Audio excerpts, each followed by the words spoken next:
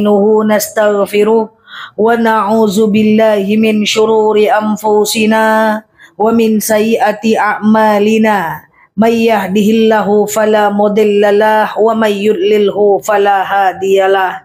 Nashhadu an la ilaha illallah nashhadu anna Muhammadan abduhu wa rasuluh la nabiyya ba'dah amma ba'd.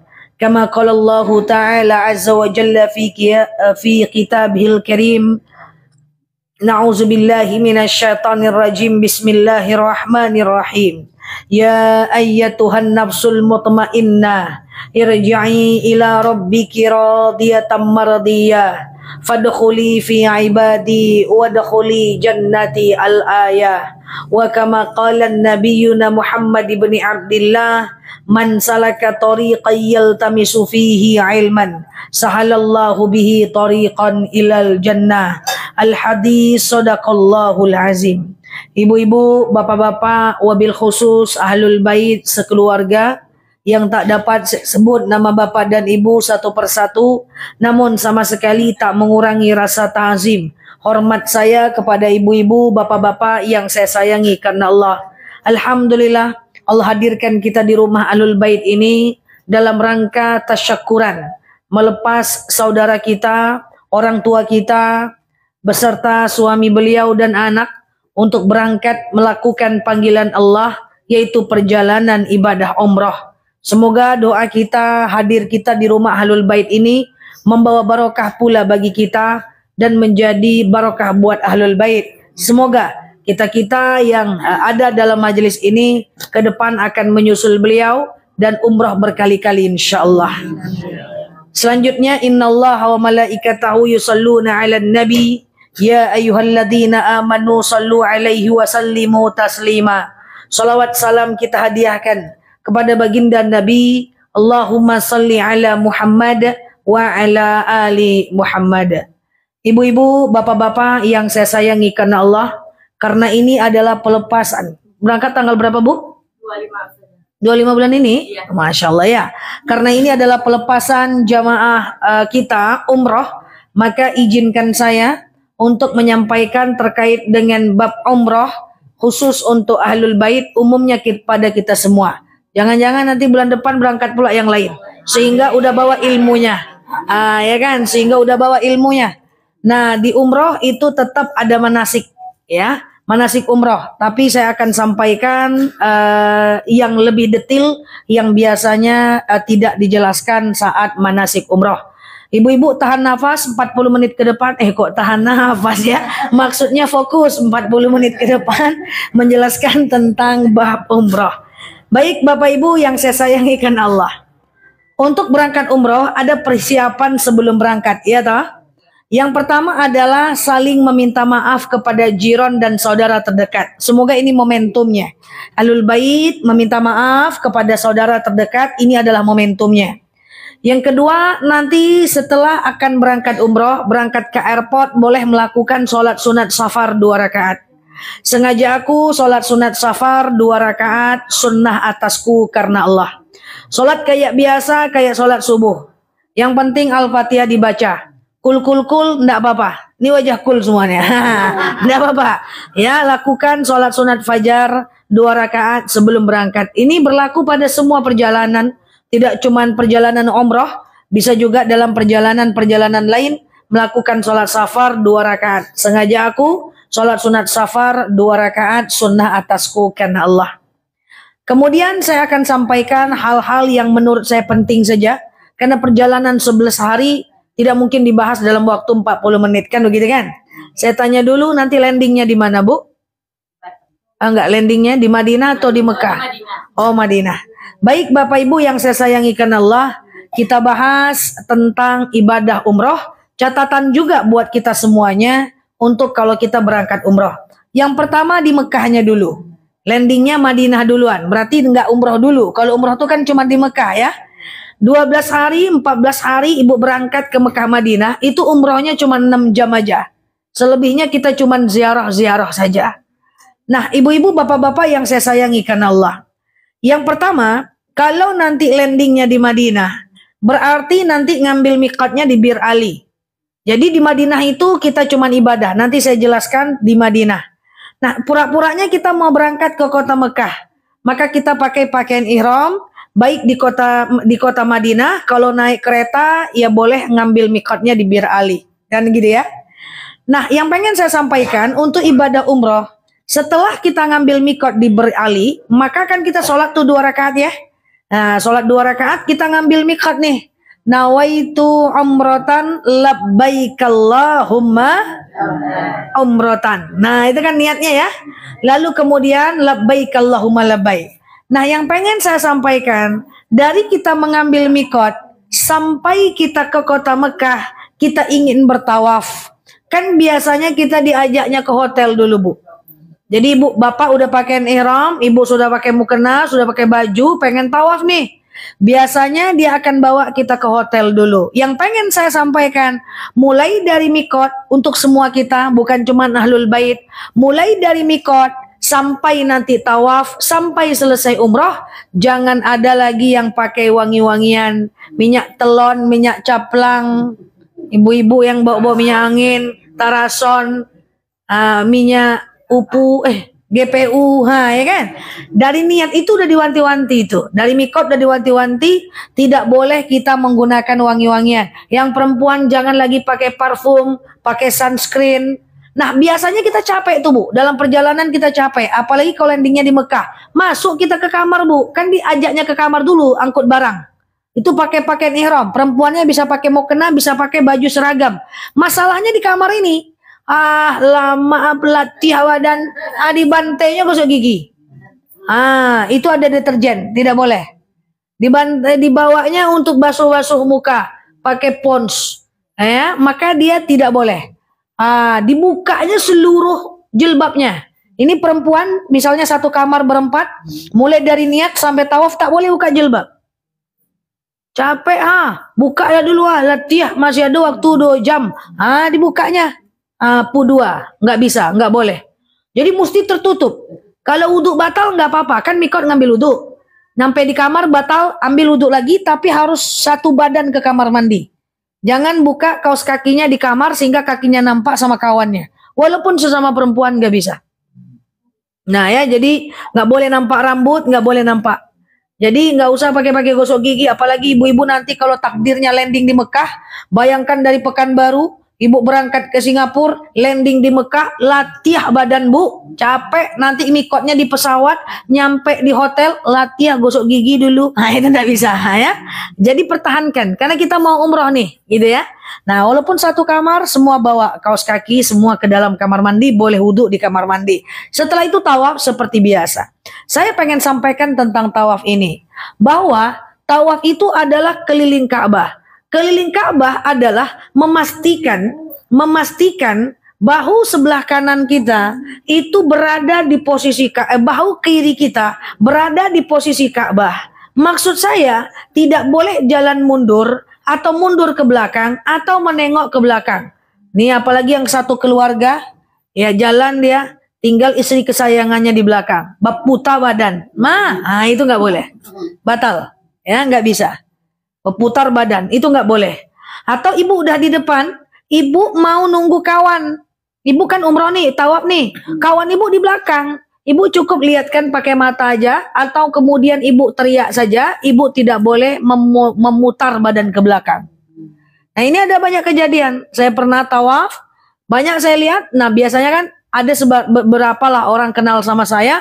Dia pengen ngejar saya. Wah dia dari tawaf grup lain. Dia ngejar, dia muter. Ustazah Nela. Hei, siapa nih, Bu? Saya dari Kalimantan. Terus, ya saya kenal Ustazah. Abah foto dulu. Abah foto pula dulu. Nah, bukan masalahnya, bukan fotonya. Fotonya gak ada problem, gitu ya. Cuman masalahnya dia udah dari depan, dia mundur. Nah, waduh, ibu mesti ulang lagi dari batas yang ibu tadi. Kalau udah 3 kali, ulang lagi 3. Kalau udah 3 kali, lanjutkan ulang lagi dari yang ibu tadi kena, ya paham sampai sini ya.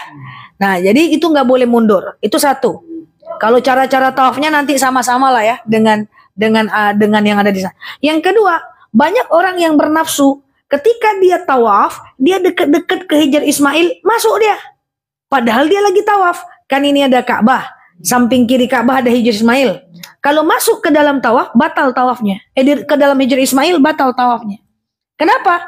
Karena tawaf itu adalah mengelilingi Ka'bah. Sementara Hijr Ismail itu adalah bagian dari dalam Ka'bah. Kalau ibu masuk, batal dia. Paham sih? Keliling aja dulu. Kalau mau masuk besok setelah umroh. Kan besok kita masih di sini. Khusus untuk masuk, cak-caknya seperti itu. Nah itu ya. Nah itu tawaf seperti biasa. Nah setelah itu ibu-ibu seperti biasa nanti ikuti aja jemaah lain untuk melakukan sholat sunat tawaf. Dan yang paling penting saya cuma sampaikan yang tak disampaikan pada manasik aja. Yaitu perhatikan setelah ibu tawaf, kan ibu sholat sunat tawaf tuh. Setentang dengan multazam. Ibu akan baca doa banyak-banyak di situ. Kemudian lanjut sa'i. Sa'i ini penting. Sa'i, oke lah kayak biasa sa'i gitu ya. Cuman saat tahallul, terutama perempuan itu penting. Banyak perempuan tahallul kan saling motong rambut ya. Baca sholawat saling motong rambut. Itu disibakkannya jilbabnya bu. Diangkeknya kateh nampak auratnya. Tak boleh. Oke ya. Jadi tahallul motong 3 helai rambut. Hati-hati jangan nampak auratnya. Maka ibu harus bukakan kerudung kawannya. Ibu harus nyuruh ke dalam untuk memotong. Ibu nanti yang dipotong jangan ibu buka-bukakan kali. Tidak boleh ya. Karena itu menampakkan aurat. Banyak yang terjadi kayak gitu ya. Banyak yang terjadi seperti itu. Nah itu hati-hati. Dan ingat yang boleh memotongkan rambut orang adalah orang yang sudah dipotong rambutnya. Makanya biasanya tour leadernya akan pergi ke grup lain dulu. Misalnya saya tour leader, saya minta potongkan dulu dengan orang yang udah dipotong. Entah dia orang Arab di situ, entah dia siapa di situ. Bantu potongkan, baru saya bisa motongkan jemaah. Gitu kan ya. Nanti di antara jemaah ini punya suami. Dia motongkan suaminya. Suaminya boleh motongkan ke laki-laki lain. Ya, jadi seperti itu. Jangan minta potongkan, nanti jangan-jangan tour leadernya kemana, ibu kemana, salah-salah motong aja. Yang bisa memotongkan hanya orang yang dipotong. Yang udah dipotong. Yang sudah memotong. Oke. Nah itu paling penting. Nah kemudian pesan saya selanjutnya adalah ibu-ibu yang saya sayangi karena Allah, kalau kita pergi untuk berangkat umroh kan selesai tuh, cuma niat, kemudian tawaf, kemudian sholat sunat tawaf, minum zam-zam, sa'i, tahallul, selesai tah? Nah saya punya pesan kepada kita semua ibu-ibu, entah kapan lagi kita ketemu, siapapun kita yang pengen berangkat umroh, jangan lupa bawa buku catatan doa dari sini. Ibu catat ibu pengennya apa. Ibu berdoa bu banyak-banyak saat ibu melakukan perjalanan umroh. Ibu berdoa banyak-banyak. Kenapa? Karena saat melakukan perjalanan umroh itu doa kita mustajab. Ya, jangan macam jemaah saya ajak ke Hijr Ismail. Ayo ibu semuanya kita berdoa bu. Ya, saya ajak ke Hijr Ismail masuk semua. Hijr Ismail itu kan mustajab doa. Karena di atasnya ada talang air. Ya kan? Sholat 2 rakaat di situ, mungkin sholat hajat, mungkin sholat taubat, lalu kemudian berdoalah di situ kan gitu ya. Berdoa, saya suruh mereka cium Ka'bah. Pas mereka cium kiswah Ka'bah, mereka menangis-nangis berdoa. Tapi doanya apa? Ya Allah, Engkau tahu apa yang aku mau, kabulkanlah ya Allah, sekian terima kasih. Ya Allah, tolonglah kabulkan, Engkau kan tahunya isi hatiku ya Allah.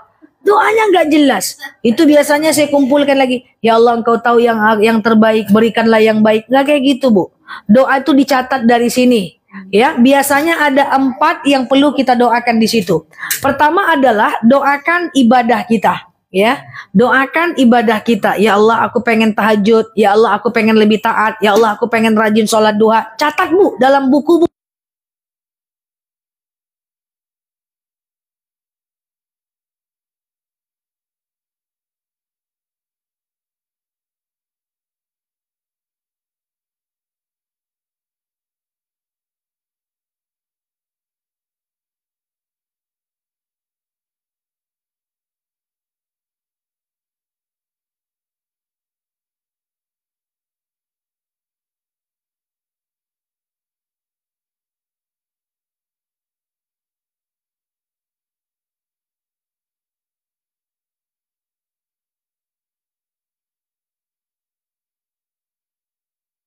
Dengan pintu Ka'bah itu doa kita mustajab. Itu tempat mustajab yang pertama.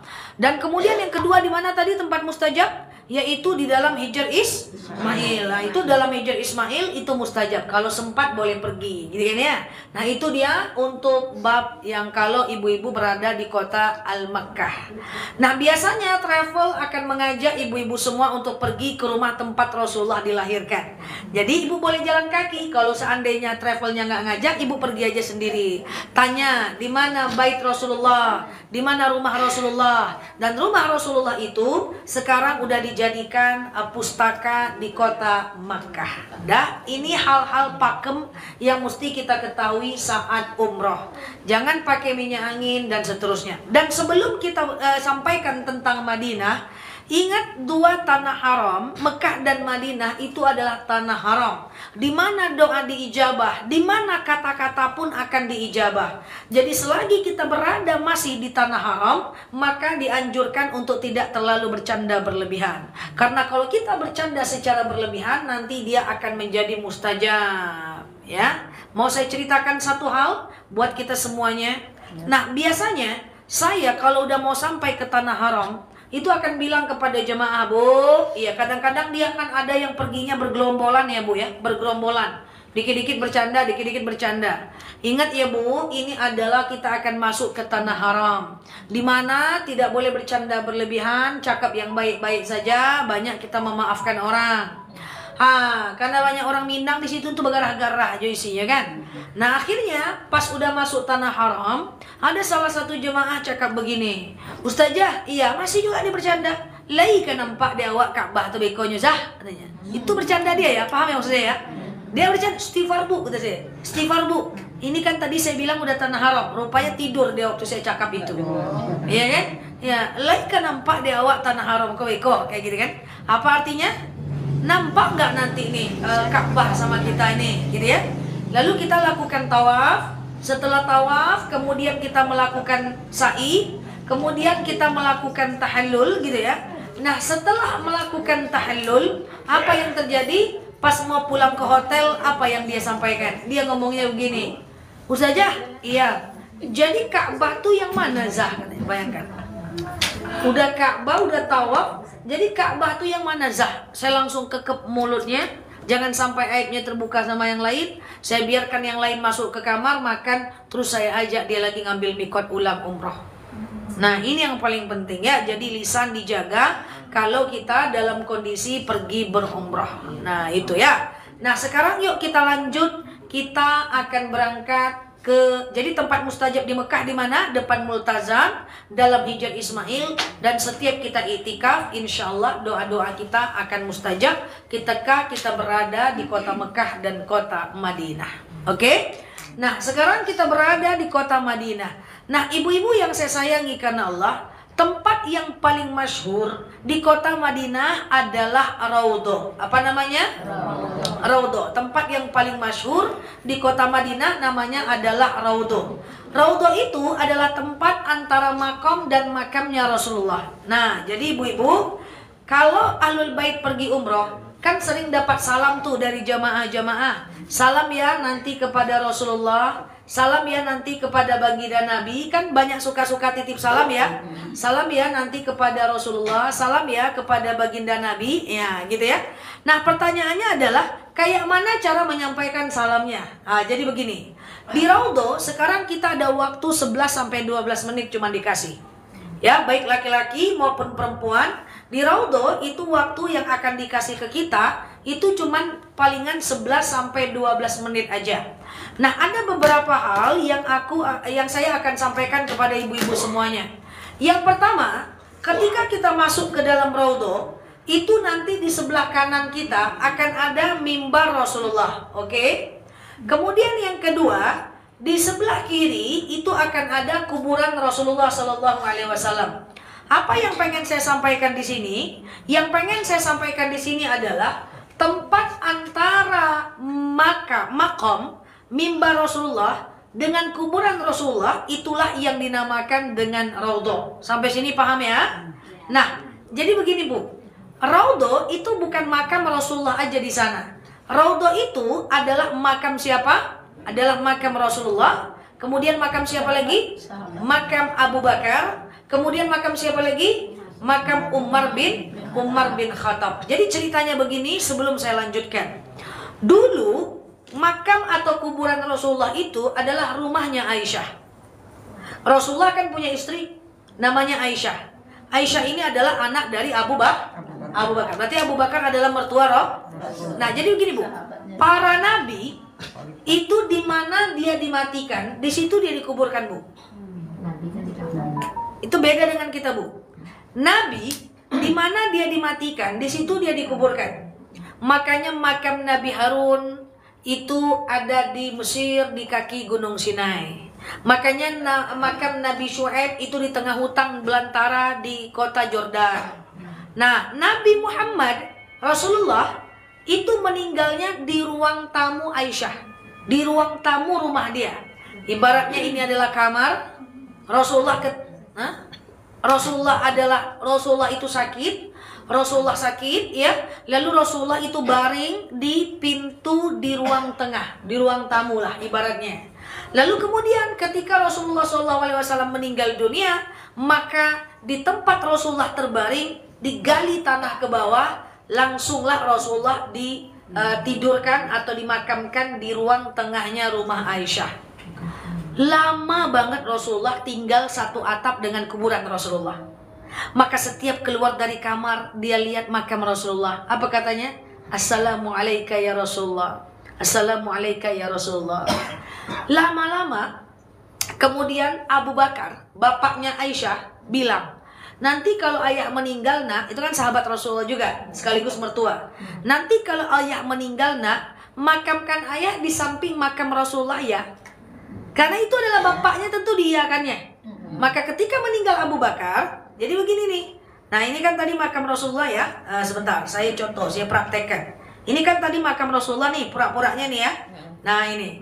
Nah makam Abu Bakar itu di samping makam Rasulullah, tapi kepala Abu Bakar di pundaknya Rasulullah. Nah, jadi kayak gini nih. Kayak tangga, paham? Macam tangga. Jadi kepala Abu Bakar di pundaknya Rasulullah. Lama loh Aisyah tidur di rumah satu atap dengan kuburan Abu Bakar dan Rasulullah. Keluar dari kamar, Assalamualaikum ya Rasulullah, Assalamualaikum ya Abu Bakar. Suaminya dan bapaknya. Lama Bu. Nggak lama setelah itu Umar bin Khattab pengen pula dia. Dia ngomong kepada Aisyah, ya Aisyah, aku pengen nanti meninggal dikuburkan di samping makam bapakmu. Nah Umar bin Khattab ini siapa? Sahabat Rasulullah, sama dengan Abu Bakar, sekaligus mertua Rasulullah. Karena Umar bin Khattab punya anak namanya Hafsah. Hafsah itu kan istri Rasulullah juga. Iya dong. Hafsah itu adalah anak yang pengen dibunuh oleh Umar bin Khattab waktu Umar bin Khattab belum masuk Islam dan akhirnya jadi istri Rasulullah. Jadi Abu Bakar dan Umar itu adalah mertua Rasulullah. Nah, diizinkanlah oleh Sayyidatina Aisyah. Tapi di samping makam Abu Bakar. Tapi posisi kepala dari Umar bin Khattab di bahunya Abu Bakar. Macam tangga dia. Paham sampai sini? Nah, jadi macam tangga dia. Bu, 4 sahabat tuh mertua dan menantu Bu. Abu Bakar itu mertua Rasul. Umar bin Khattab mertua Rasul. Ali bin Abi Thalib menantu Rasul.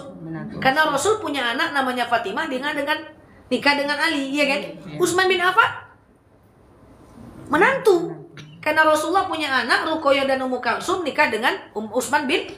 Jadi Abu Bakar Umar itu mertua. Utsman dan Ali itu menantu. Pandai mana ngingiknya saja. Ayo kita lanjut aja lah ini. Berputar-putar saja. Dari wajah ini semua. Oke, paham ya? Nah, jadi apa yang pengen saya sampaikan di sini?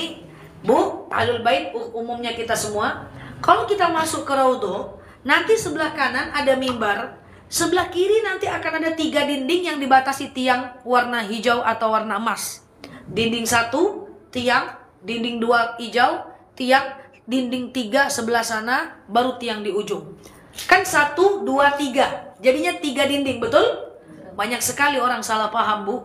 Banyak yang menyatakan dinding 1 ini adalah kuburan Abu Bakar, dinding tengah kuburan Rasulullah, dinding ujung kuburan Umar bin Khattab. Begitu kan? Itu salah total. Sebenarnya isi dari 3 jenazah Rasulullah dan Abu Bakar serta Umar bin Khattab itu cuma di dinding tengah saja. Yang kiri dan kanan itu kosong.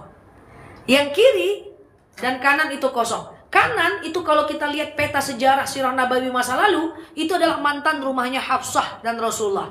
Sebelah kanan, ya, sebelah kiri. Sebelah kanan itu mantan rumahnya Fatimah dengan Ali bin Abi Thalib.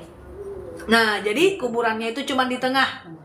Banyak orang salah paham, dia pergi ke Raudhah, dia pengen maju-maju ke depan. Padahal di depan itu cuma kosong. Di tengah aja. Nanti ketika masuk, ucapkan salam dan sampaikan salam kepada jemaah dari teman-teman untuk Rasulullah.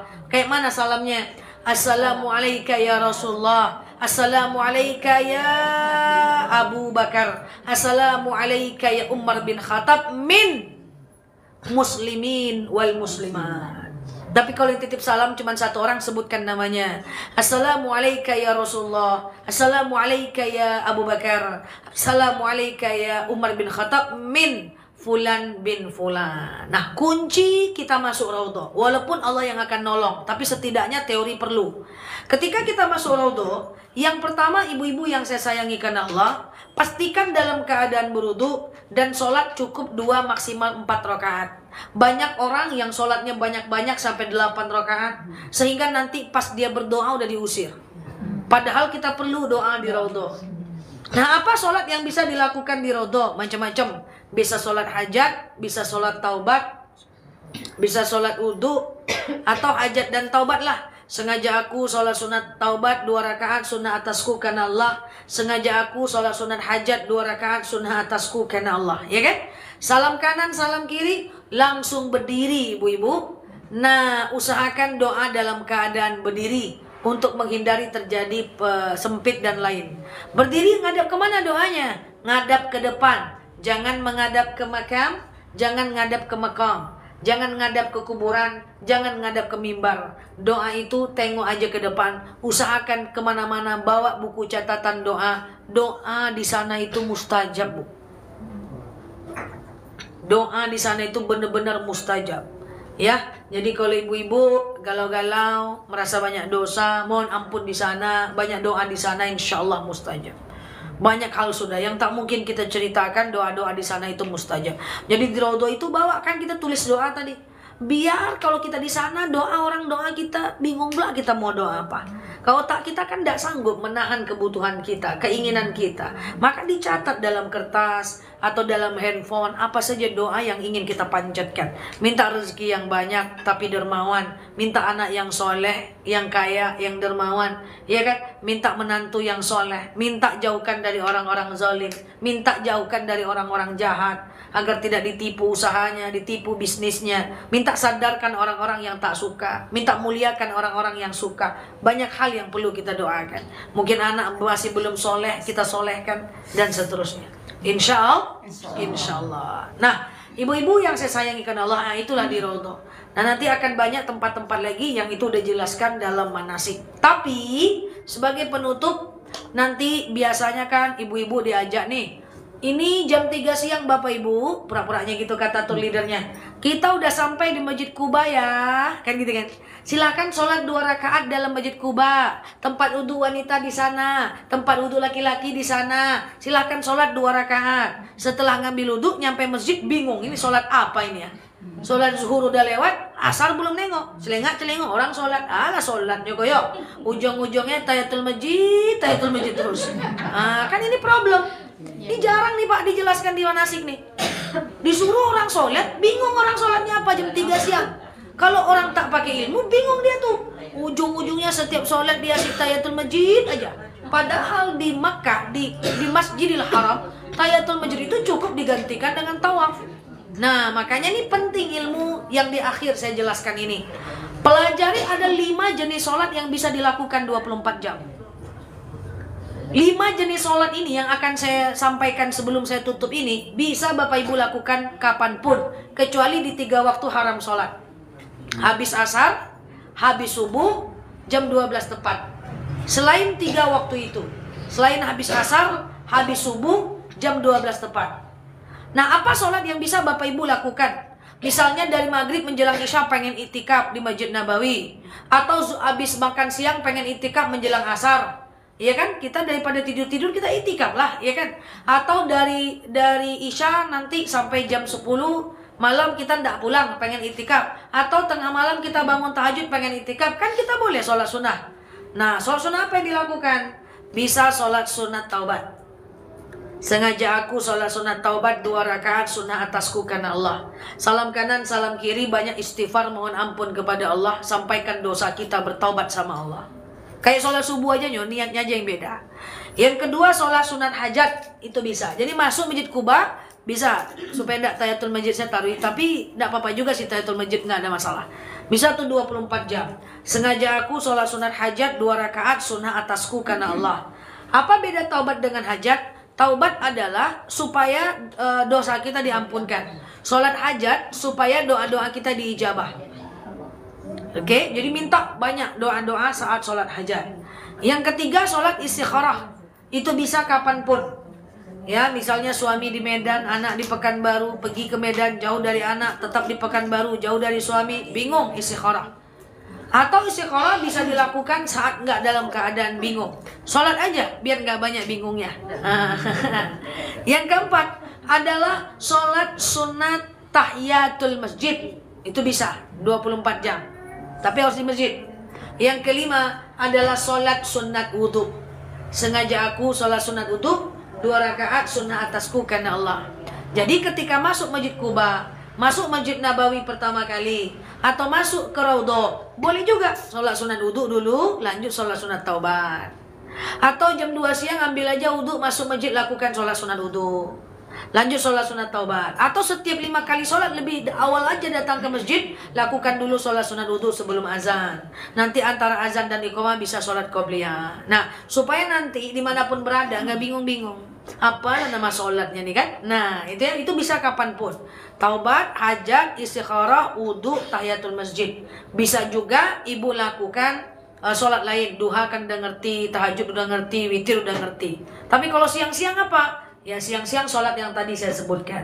Biar nyampe di masjid manapun, diajak ke masjid kiblat, ayo sholat, bingung apalah sholatnya. Lakukan di antara yang tadi. Boleh 1, boleh 2, boleh 3, boleh 4, boleh 5. Boleh terbalik-balik, nggak jadi masalah. Pada intinya adalah semoga ahlul bait Allah berangkatkan umrah dalam keadaan baik dan pulang dalam keadaan umratan mabruran, tidak berkurang satu apapun, lebih sehat, lebih soleh-solehah, dan bisa di sana supaya mendapatkan yang terbaik, insya Allah.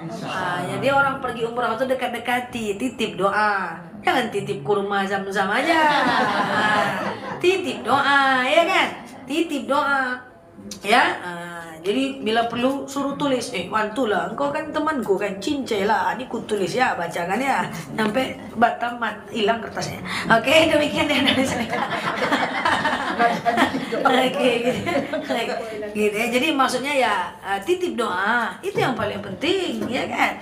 Kurma nggak bisa dicari, ya kan? Gitu ya. Baik, demikian ya dari saya Bapak Ibu. Titip doa.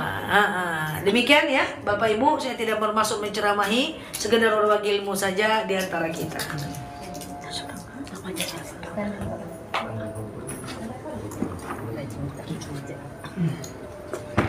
Saya bacakan Fatihah untuk almarhum ini kan, baru doa kami kuratkan. Baik Bapak Ibu yang saya sayangi karena Allah, ala hazhin niyah al-Fatihah. A'udzubillahi minasyaitonir rajim.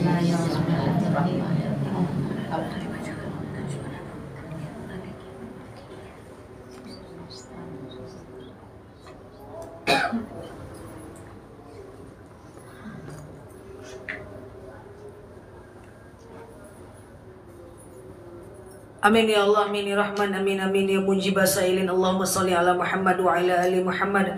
Allahumma inna nas'aluka ridhaka wal jannah sakhatika wan nar. Allahumma inna nas'aluka salamatan fi dinina, fi jasadina, ziyadatan fi ilmina, barakatan fi rizqina, taubatan qablal maus, rahmatan indal maus, maghfiratan ba'dal maus. Allahumma hawin alaina fi sakaratil maus, najatan minan nari wal afwa indal hisab. Allahumma antas salam minkas salam wa ilaika ya'udus salam, fahayna rabbana bis salam wa dakhalnal jannata daras salam, tabarakta rabbana wa ta'alaita ya hadzal jalali wal ikram.